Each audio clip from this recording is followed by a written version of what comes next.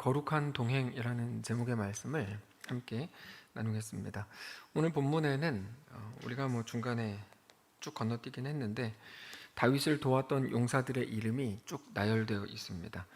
하나님께서 이스라엘을 위해서 공을 세우고 열심히 살았던 사람이 다윗 한 사람뿐 아니라 더 많이 있다는 것을 말씀하기 위해서 이 사람들에 대해서 이렇게 기록을 쭉 하신 겁니다. 특별히 그 중에서도 앞부분에 보면 세 사람이 소개가 되는데, 먼저 8절에 다그몬 사람 요셉 바세벳이라고도 하고 에센 사람 아디노라고도 하는 한 용사와, 그리고 9절에 아호와 사람 도데이 아들 엘르아살과, 그리고 11절에 하랄 사람 아게이 아들 삼마, 이렇게 세 사람이 소개가 됩니다. 이 사람들은 많은 장군들, 장군이 워낙 많았을 텐데 그 장군들 중에 가장 용맹스럽게 다윗을 위해 싸웠던 장군들이고, 그 이후에 이어서 이제 30명의 장군들이 읽지 않았지만 쭉 이렇게 이제 소개가 됩니다. 집에 가서 읽어보세요. 하나님은 다윗뿐 아니라 다윗을 위해서 싸웠던 사람들의 이름도 다 기억하신다라는 걸 우리에게 보여주시려는 거죠. 정말 그렇습니다.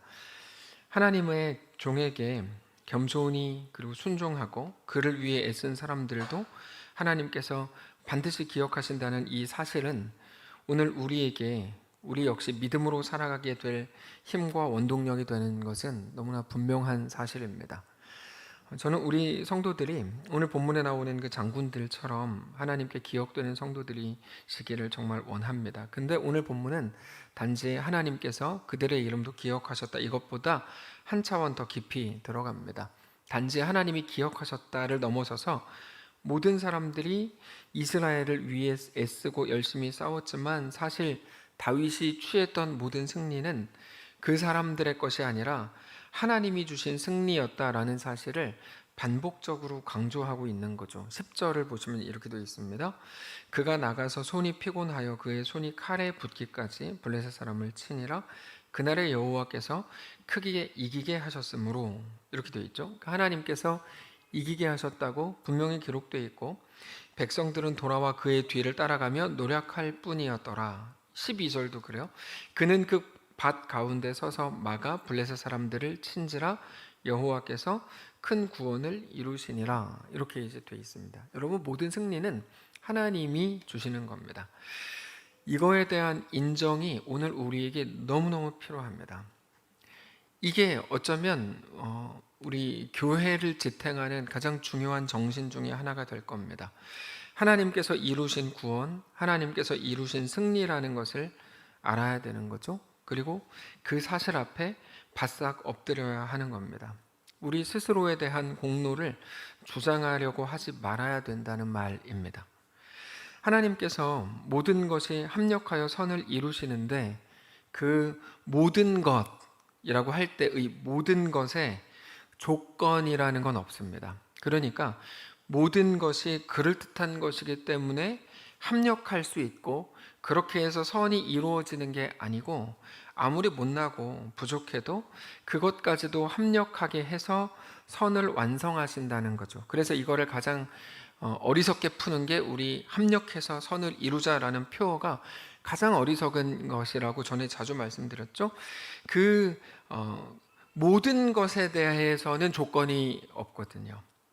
아무리 못나고 부족하고 멍청한 것 같아도 그것마저도 합력해서 선을 이루시니까요. 우리가 볼 땐 분명히 실수고 저것 때문에 우리는 완전히 망했어 라고 생각하는 어떤 일이라고 하더라도 하나님은 그것이 합력하게 하여 선을 완성하신다는 약속을 주신 거니까요. 그게 둘째 아들이죠. 둘째 아들은 자기가 가진 최고의 가능성들을 가지고 최악의 조건 결과를 가져 만들었습니다. 그러나 그것이 합력하게 하고 일하게 해서 하나님의 완성을 하나님께서 이루신 것을 우리는 말씀을 통해 본 거죠. 그 하나님에 대한 인정과 굴복이 오늘 우리에게 반드시 필요하다는 겁니다. 이거를 오늘 본문과 엮어서 조금 더 설명을 드리면, 내가 잘해서 우리가 하나님의 온전한 백성이 된 게 아니고 내가 못해서 하나님 나라를 망가뜨리는 것도 아니라는 겁니다. 그래서 이게 이제 교육학적으로 보면 이게 이제 설명이 안 되는 거죠. 복음은 설명이 원래 잘 안 됩니다. 자, 그러면 오늘 본문에 나오는 용사들로 다시 돌아가면 그럼 그들이 한 거는 뭔가? 이런 질문이 생기실 거예요.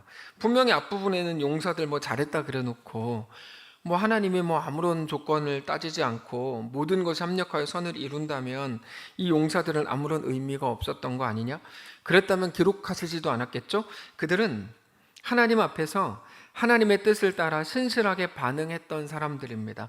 거기까지입니다. 이게 이제 우리의 그 사역이라 그래야 될까요? 아니면 우리의 어떤 행함의 그 딱 선입니다. 라인. 거기까지입니다. 그들 때문에 하나님의 뜻이 이루어지거나 완성된 거 아니고 그들과 관계없이 하나님의 뜻이 완성되는 거지만 그들은 그들 각자가 하나님 앞에서의 온전한 삶을 살아냈던 것이라는 차원에서 그런 개인적인 차원에서의 의미가 있을 뿐입니다. 모든 성경에 나오는 인물들은 하나같이 다 그렇습니다. 다윗이 대단해서 이스라엘 왕국 세워진 거 아니고 아브라함이 엄청나서 뭐 그 민족을 만든 것도 아니고 요셉이 엄청나게 뭐 잘 견디고 뭐 버티고 이렇게 뭐 인내하고 뭐 지혜롭게 해서 하나님 나라가 세워진 게 아닙니다. 요셉이 아니었어도 관계없습니다. 요셉이 아니었다면 요한이었다면 더 좋았을까요? 아니, 그런 차원이 아니고 누구여도 관계없다고요. 왜냐하면 그런 차원이 아니거든요. 늘 말씀드리지만 우리가 하나님 나라를 이룬다고 할 때 그 말에 대한 오해 때문에 우리도 모르는 사이에 오버를 하는 거예요. 무슨 말이냐면 우리가 하나님 나라를 이룬다는 말은 우리가 하나님 앞에 순종하고 엎드려서 하나님이 왕이신 나라가 내 속에 세워진다는 의미지, 우리가 막 으쌰으쌰하고 막 운동을 일으키고 대단한 무브먼트를 만들어가지고 우리 어떠함에 따라서 하나님 나라가 완성되기도 하고 반대로 실패하기도 하는 그런 의미가 완전히 아니고, 그건 완전히 잘못 보신 거예요. 그거는 비성경적으로 보신 거예요. 그렇지 않습니다. 그런데도 마치 우리 자신의 어떠함이 나의 막 열심과 나의 헌신과 나의 어떠함이 하나님 나라를 대단하게 영광스럽게 만드는 것처럼, 그래서 내가 했고 내가 이루었다고 말하면 그거는 너무 말이 안 되는 모습인 겁니다. 왜냐하면 그렇지 않거든요. 하나님 나라는 뭐라고 말씀을 드렸습니까? 내가 그저 하나님 앞에 순종하고 엎드려서 하나님이 왕이신 나라가 내 속에 세워지는 것, 그게 하나님 나라가 임하는 거지, 내가 막 대단한 운동을 하고 막 엄청난 것들을 하고 그래가지고 뭐 이 땅에 뭐가 딱 뭐 완성이 되면 하나님 나라, 그런 게 아니라는 거예요. 네. 지금 치앙마이에 신실한 교사들이 들어가 있습니다. 그분들 이전에도 귀한 교사들이 들어가서 헌신하면서 섬겼습니다. 그들은 그들 각자가 할 수 있는 최선을 다해서 하나님 나라가 된 겁니다. 그러니까 그들이 거기 들어가가지고 자기가 죽고 하나님의 이끄심 앞에 순종한 것, 그렇게 그들 각자 자신이 하나님 나라가 된 거죠. 거기까지인 거야. 그들 각자가 오늘 본문에 나오는 용사들인 거죠. 그러나 그들이 만든 거는 아닙니다. 이게 이제 잔인하게 들리시겠지만 너무나 정확한 사실이에요. 오직 하나님께서 그들을 통해, 우리를 통해 큰 역사를 만드신 거죠. 오늘 본문에 나오잖아요. 하나님이 승리하게 하셨다고 나오죠. 여러분, 사람이 하는 일과 하나님이 하시는 일을 막 교묘하게 섞으면 안 됩니다.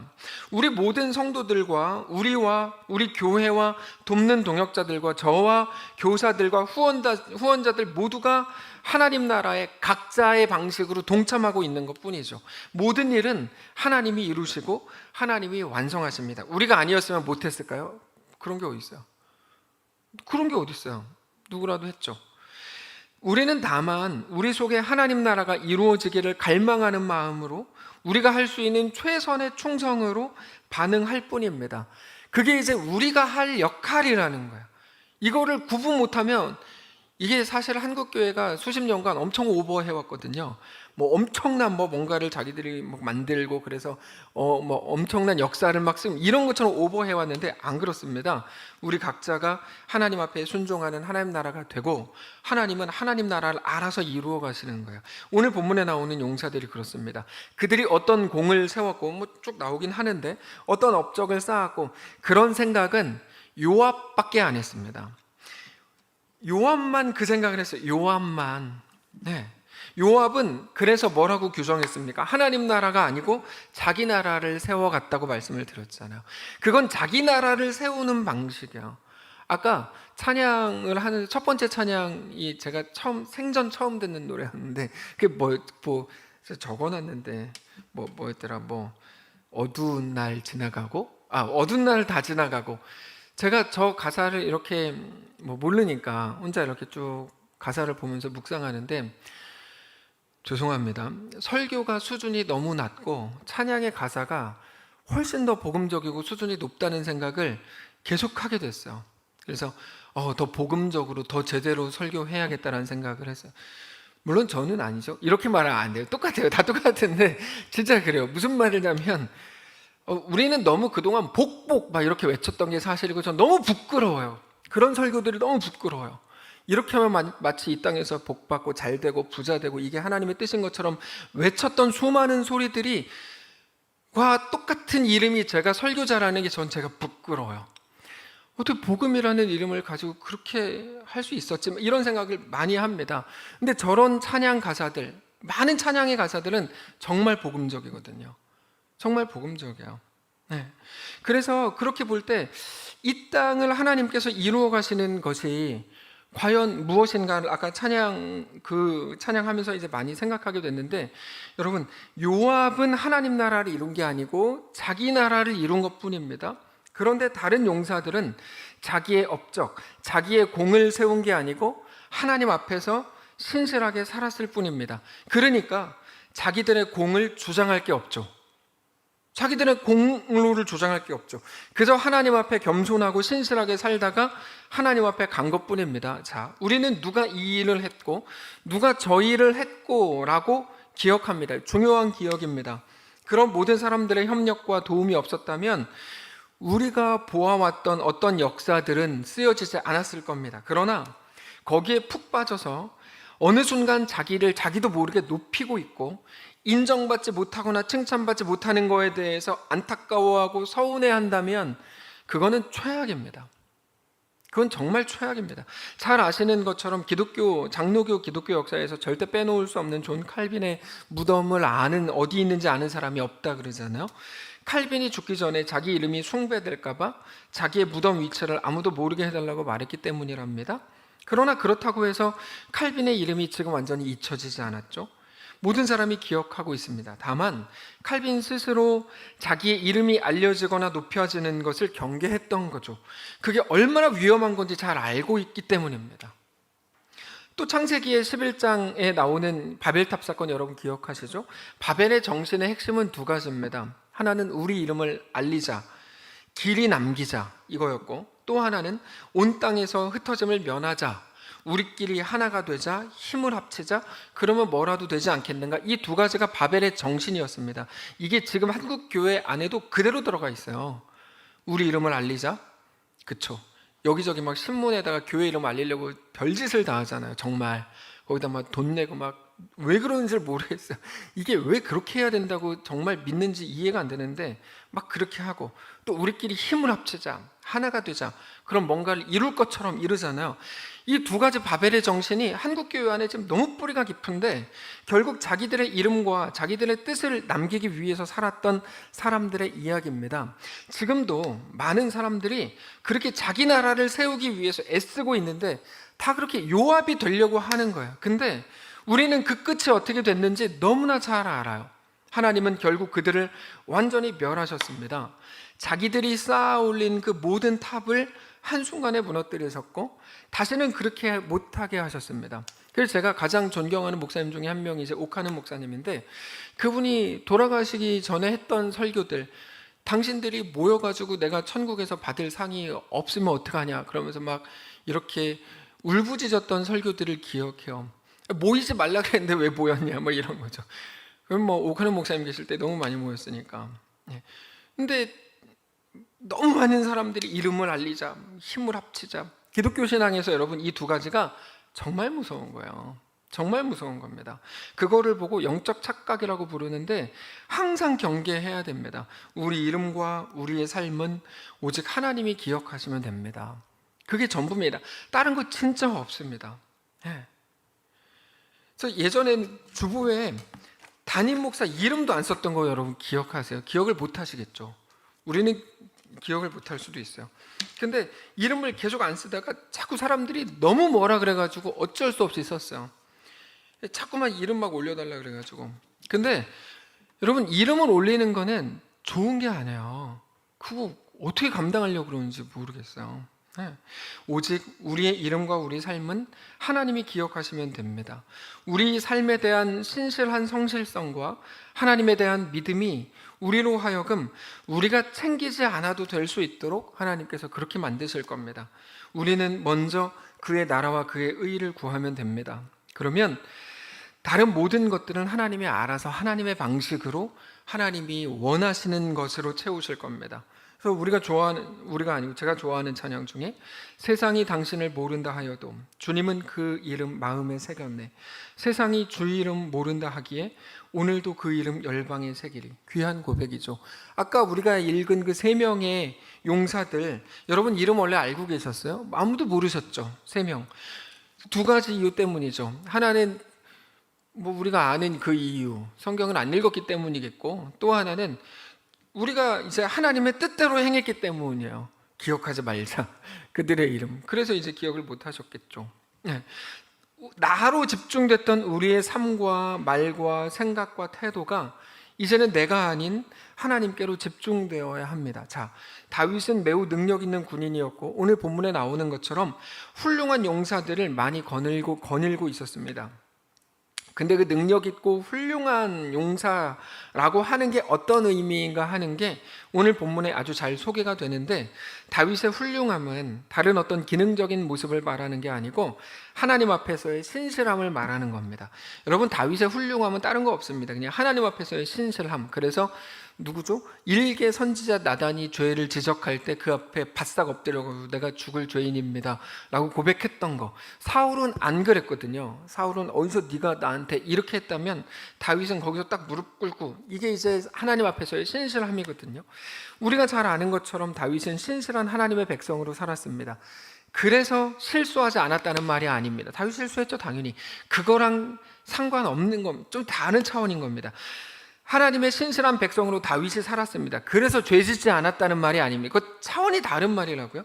하나님의 백성으로 살았다는 말은 하나님의 이끄심과 하나님의 명령 앞에 충성스러웠다는 말입니다. 그 개념은 다윗의 용사들에게도 똑같이 적용이 되는데, 다윗의 용사들 역시 매우 신실한 용사들이었고, 그거를 위해서 오늘 본문에서 우리에게 하나의 사건을 보여줍니다.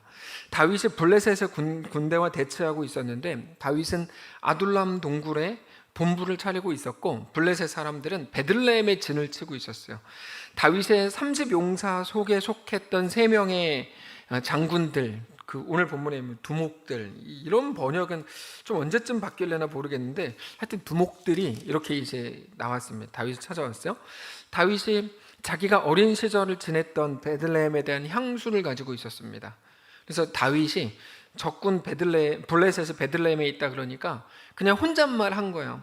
아, 내가 어렸을 때 즐겨 먹던 베들레헴 성문 곁에 샘물이 생각난다. 이렇게 이제 이야기하면 지나가는 말로 한 거야. 15절. 다윗이 소원하여 이르되 베들레헴 성문 곁 우물을 물을 누가 내게 마시게 할까 하며, 그냥 그러면은 다윗이 옛날 생각하는구나, 감성에 젖었구나, 이렇게 공감해 주면 됩니다. 근데 갑자기 이 세 용사가 주저하지 않고 다윗에게 물어보지도 않고 적군이 가득한 베들레헴 적진으로 들어갑니다. 그리고는 목숨을 걸고 다윗을 위해서 그 샘에서 물을 떠가지고 와요. 다윗이 깜짝 놀랍니다. 자기의 부하들의 충성심에 대해서 이렇게까지 할 거라고는 다윗이 생각을 못했던 게 분명해요. 그래서 부하들이 떠다준 베들레헴의 물을 마시지도 못합니다. 이게 어떤 물인데 이걸 마시겠어요? 이게 내 부하들의 피랑 바꾼 물인데, 그래서 하나님께 드리기로 하죠. 16절.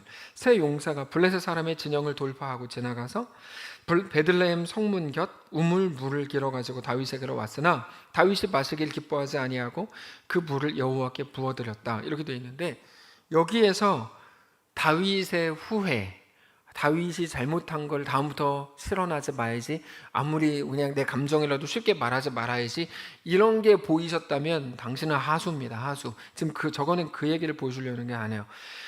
그 세 사람에 대한 칭찬과 높임을 하나님이 저 말씀을 통해 보여주시는 겁니다. 다윗은 하나님께 그 사람들을 엄청나게 자랑하고 있는 거죠. 이런 사람들이 나와 함께 있다는 게 얼마나 감사한지요. 다윗은 이렇게 얘기하고 있는 중입니다. 자, 이 일은 분명히 다윗의 한마디 말로 시작됐습니다. 아, 베들레헴 물 먹고 싶다, 이렇게. 어떤 사람들이 볼 때는 다윗을 욕할지도 몰라요. 어떻게 왕이라는 사람이 다 똑같은 물인데 베들레헴 물 먹고 싶다 그래가지고 그냥 생각 없이 그래서 3명의 군인 용사들이 가서 떠오게 하냐, 그렇게 생각이 없냐, 그럴 수도 있어요. 이 거리가 최소한 80km가 떨어져 있거든요. 어떻게 이런 일을 시키냐, 그럴 수 있죠. 근데 중요한 건 하나님이 지금 그 일을 성경에 기록하고 계시다는 겁니다. 그리고 하나님이 우리에게 보여주시려고 하는 건 다윗이 그렇게 무모했고 뭐 멍청한 말을 했고 리더로서 부족했다, 이 말씀을 하는 게 아니고, 그렇게 연약한 다윗을 보라는 게 아니고 그럼에도 순종하고 겸손히 따르는 사람들을 보라는 거죠. 그게 다윗의 자랑을 넘어서서 하나님의 자랑이 되고 있는 거거든요. 그게 하나님의 자랑이 되고 있는 거야.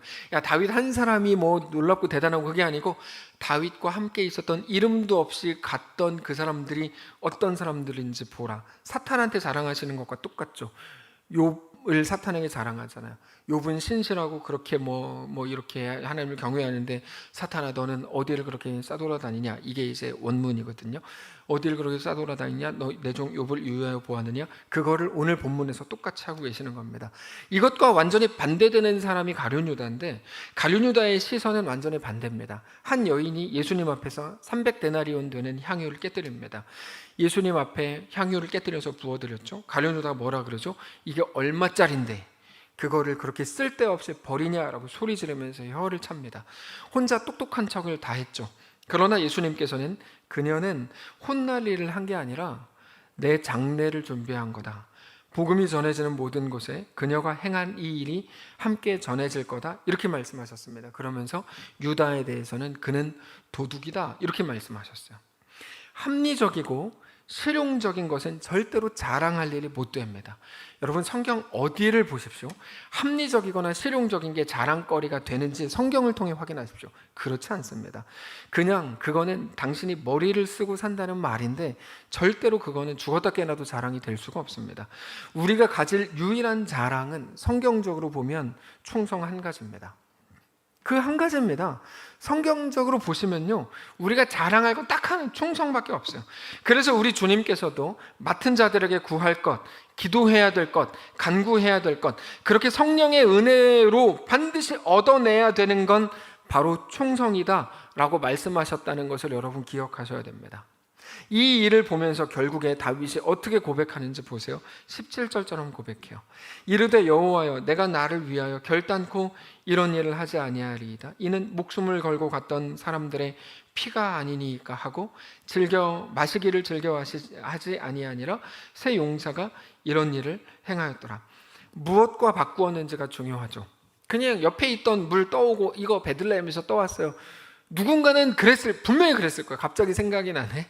그랬을 것 같아요. 누군가는 분명히 한 일주일 안 보였다가 다윗한테 옆집에서 물 떠가지고 제가 베들레헴에서 떠왔습니다. 분명히 그랬을 것 같은데, 그러면 그런 얘기가 아니에요, 여러분. 저거는 무엇과 바꿨는지가 중요하죠. 그 여인은 아까 300데나리온 향유, 그 여인은 자기의 모든 거를 들여서 바꾼 거고, 이 용사들 역시 자기들의 목숨을 들고 있었던 거죠. 그래서 사실 다윗과 용사들의 그 동행이 바로 오늘 말씀의 제목이 거룩한 동행입니다. 누구의 이름이 유명했는지, 또 누가 어떤 일을 했는지 그 차원이 아닌 겁니다. 모두가 한 하나님을 보고 있는 거고, 한 하나님 앞에 바싹 엎드려 충성하고 있는 거죠. 각자의 자리에서 하나님 나라를 다 이루어 간 거야.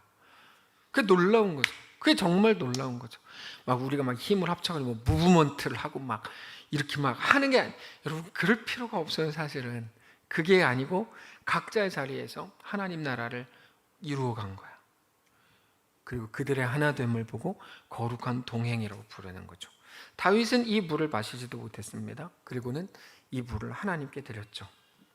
마지막 부분에 다윗이 마시기를 기뻐하지 아니하고 그 물을 여호와께 부어드렸다, 이 말은 정확히 풀면 뭐냐면 이 모든 일의 영광을 하나님이 받으셨다, 이런 말이거든요. 놀라운 일이 일어난 거죠. 다윗 욕할 거 없고, 그 사람들을 보고 너 다윗이 시키지도 않았는데 왜 그런 짓을 했어, 이렇게 말할 것도 없어요. 이 모든 일을 통해 하나님이 영광을 받으셨어요. 그들을 잘했으니까, 실용적이고 합리적이고 막 일을 잘 해냈으니까 안 그렇습니다. 그들의 충성을 보신 거죠. 놀라운 거예요. 오늘 본문 놀랍습니다. 여러분, 말씀을 정리하겠는데, 우리는 자주 지혜라는 이름으로 하나님께 올려질 모든 영광을 가로막을 때가 너무 많습니다.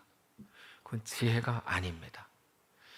그거는 합리적이고 실용적인 잔머리에 불과하지 지혜가 아닙니다. 좀 돌아가야 되고 조금 더 어떻게 보면 멍청하게 하는 게 맞습니다. 그래서 같은 일을 한 번에 잘 해내는 건 지혜로운 사람들이 하는 방식이 아니고 4번, 5번, 10번을 했는데도 일을 못 끝낸 게 지혜로운 사람들일 가능성이 상당히 많습니다. 교회의 일이 무엇인가에 대해 전에 자주 말씀드렸죠. 일 진짜 잘하는 사람들 둘이 붙어가지고 3시간 만에 끝내는 게 교회 하나님 나라의 일이 아니고 10명이 붙어가지고 막 지지고 볶고 싸우고 그러면서 10시간 동안 했는데도 결국 못 끝내고 다시 모여 내일. 이게 교회의 일이고 하나님 나라의 일이에요. 하나님 나라의 일은 세상의 일과 완전히 다릅니다. 세상이 볼 때 그래서 비웃고 조롱하는 거죠. 그러나 하나님은 우리에게 보시려는 건 딱 한 가지입니다. 충성하는가 이거든요. 우리는 모든 것을 미리 통제해서 어떤 사건조차 만들어내지 않으려고 할 때가 너무 많습니다. 그래서 어떤 역사도 쓰여지지 않습니다. 우리는 모든 것을 통제할 수도 없지만 모든 일의 흐름과 결과를 하나님께 맡기는 모습이 가장 중요하고 우리에게 꼭 필요한 모습입니다. 그걸 보고 믿음이라고 부르기 때문입니다. 내가 원한 대로 이 일이 이루어져야 될까요? 그게 정말 좋은 일일까요? 지혜 없고 완전하지도 않은 내가 원하는 대로 이루어진다면 그게 어떻게 완전함이고 어떻게 더 좋은 일이겠습니까? 그럴 수 없습니다. 우리는 오늘 신자로 살기 위해서 다만 충성을 구해야 될 것입니다. 하나님께 내가 원하던 일들을 이루어내라, 만들어내시오 라고 주장하던 것을 이제 중단하고 하나님, 나에게 하나님의 이끄심과 하나님의 요구와 그 말씀 앞에 충성하게 하옵소서. 충성할 힘을 주십시오. 충성할 용기와 담대함을 주십시오. 이렇게 기도하실 수 있기를 원합니다. 우리를 기억하는 거 우리의 실력과 우리의 공로가 아닙니다. 오직 하나님이 우리를 기억하시면 그만입니다. 그저 하루하루를 겸손하게 하나님 앞에 서서 진정한 은혜를 구하는 신실한 성도들이시기를 바랍니다. 아까 했던 그 찬양합시다. 세상이 당신을 모른다 하여도 주님은 그 이름 마음에 새겼네. 세상이 주 이름 모른다 하기에 오늘도 그 이름 열방에 새기리.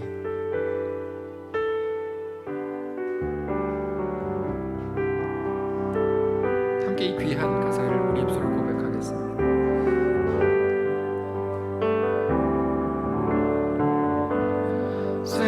세상이 당신을 모른다 하여도 주님은 그 이름 마음에 새겼네.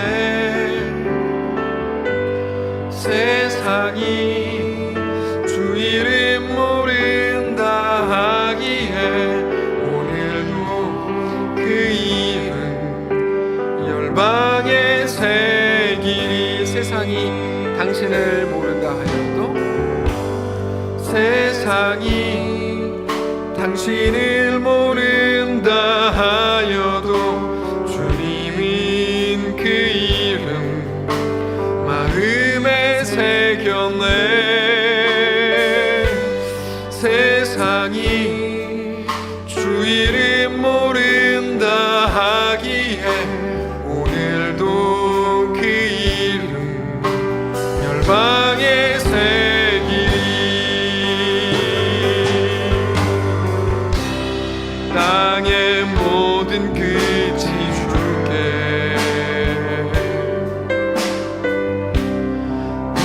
돌아오게 되리.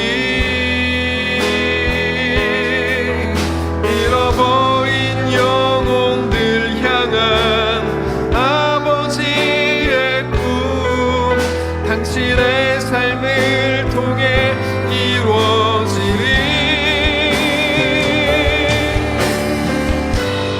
세상이 당신을 모른다 하여도 주님은 그 이름 마음에 새겼네. 세상이 당신을 모른다 하기에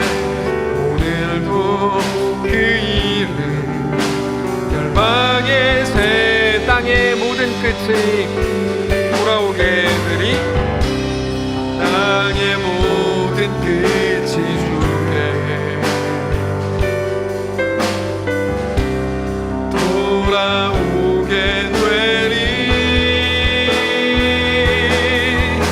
잃어버린 영혼들 향한 아버지의 꿈 당신의 삶을 통해 이루어지리.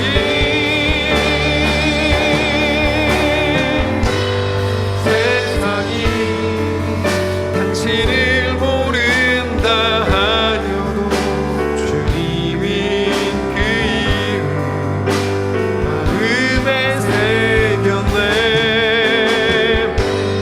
세상이 주 이름 모른다 하기에 오늘도 그 이름 열망에 새기리. 나로 말미암아 너희를 욕하고 박해하고 거짓으로 너희를 거슬러 모든 악한 말을 할 때에는 너희에게 복이 있나니 기뻐하고 즐거워하라. 하늘에서 너희의 상이 큼이라. 너희 전에 있던 선지자들도 이같이 박해하였느니라. 하나님, 우리가 이들과 같은 길을 걷는다면 우리의 걸음과 선택과 우리 이 땅에서의 삶에 눈꼽만큼이라도 예수 그리스도의 향기가 비슷한 거라도 난다면, 비슷한 느낌이라도 난다면 하나님, 그거로 만족입니다. 그게 우리의 가장 큰 영광인 것을 믿습니다. 가장 가까운 제자들에게까지도 버림받고 누구에게도 공감받지 못하고 인정받지 못했던 예수 그리스도와 그의 십자가를 오늘 기억하면서 우리의 삶을 보게 하시고, 우리가 그와 비슷한, 아니 그냥 비슷한 느낌이라도, 그 삶이라도 우리의 삶이 그런 느낌이라면 오히려 감사하며 기뻐하고 하나님께 찬양할 수 있는 진정한 주의 백성들 다 될 수 있도록 인도하옵소서. 다만 어떤 방식으로라도 우리 삶의 진정한 충성이 시작되게 하시고, 그것을 통해 우리 삶의 하나님 나라가 시작되게 하시고, 우리 교회에 속한 사랑하는 모든 성도들과 그들의 가정이 하나님 나라로 꽉 채워져서, 그렇게 우리가 마지막 그 순간, 하나님 앞에 가는 그 순간까지 하나님 나라 백성들의 연합, 그 공동체로 이 멋진 거룩한 동행을 이루어가는 사랑하는 모든 성도들과 그들의 가정과 사랑하는 이 교회가 되도록 축복하시옵소서. 하나님, 이제 곧 시작될 새로운 하반기의 인생길 위에 하나님 앞에 우리 인생길을 맡겨드립니다. 맡아주시고 주관해 주시고, 하나님이 우리의 왕이요 주인이요 전부인 것으로 인하여 어떤 상황에서도 안심하는 사랑하는 모든 성도를 다 되도록 축복하시옵소서. 오늘 우리와 함께 하시길 원하며 살아계신 우리 주 예수님의 이름으로 기도합니다. 아멘. 하늘에 계신 우리 아버지요, 이름이 거룩히 여김을 받으시오며 나라가 임하시오며 뜻이 하늘에서 이룬 것 같이 땅에서도 이루어지이다. 오늘 우리에게 일용할 양식을 주시고 우리가 우리에게 주신 자를 사해 준 것 같이 우리 죄를 사하여 주시고 우리를 시험에 들게 하지 마시고 다만 악에서 구하시옵소서. 대개 나라와 권세와 영광이 아버지께 영원히 있사옵나이다. 아멘.